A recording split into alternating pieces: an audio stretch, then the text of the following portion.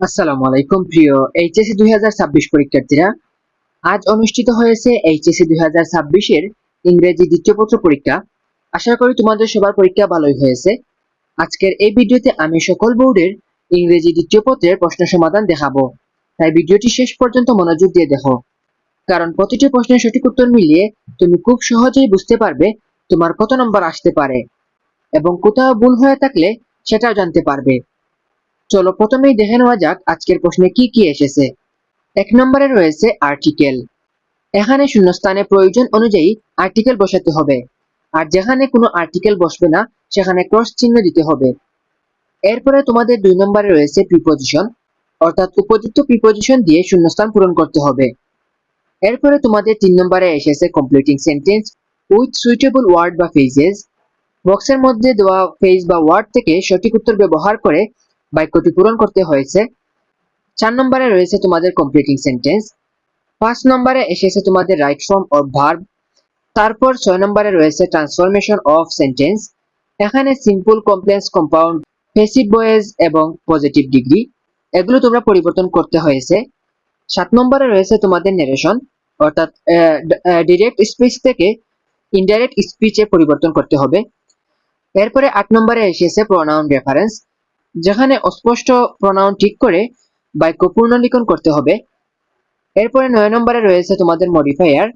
10 নম্বরে রয়েছে কানেক্টরস, যেখানে উপযুক্ত সেন্টেন্সের কানেক্টর ব্যবহার করে এটি সম্পূর্ণ করতে হবে। এরপরে 11 নম্বরে রয়েছে তোমাদের সিনোনিয়াম এন্ড অ্যান্টোনিয়াম। 12 নম্বরে রয়েছে পাঞ্চুয়েশন মার্কস, যেখানে ভুল যতিচিহ্ন বা ক্যাপিটালাইজেশন সংশোধন করতে হয়েছে। এরপরে শুরু হয়েছে তোমাদের পার্ট বি। পার্ট বি তে 13 নম্বরে রয়েছে অ্যাপ্লিকেশন রাইটিং। এখানে কলেজ হোস্টেলে একটি আসন বরাদ্দের জন্য অধ্যক্ষের কাছে আবেদন লিখতে বলা হয়েছে। এরপরে তোমাদের 14 নম্বরে ছিল রিপোর্ট রাইটিং। এটার বিষয় ছিল anti social activities of teen gangs. এরপরে 15 নম্বরে ছিল কম্পারিজন প্যারাগ্রাফ, যেখানে early rising and late rising এর মধ্যে তুলনা করতে বলা হয়েছে। এটি 150 শব্দের মধ্যে লিখতে বলা হয়েছে। আর 16 নম্বরে রয়েছে তোমাদের মোরাল রিগ্রেশন, যা 200 শব্দের মধ্যে লিখতে বলা হয়েছে।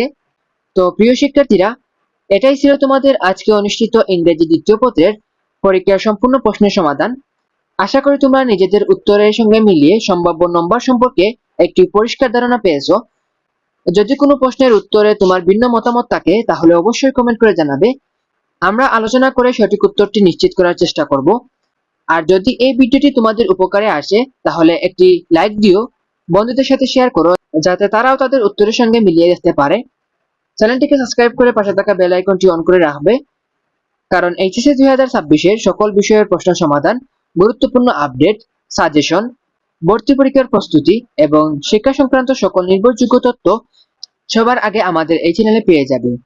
আজকের মতো এখানেই বিদায় নেই। সবাই ভালো থাকো, সুস্থ থাকো। আল্লাহ হাফেজ সবাইকে।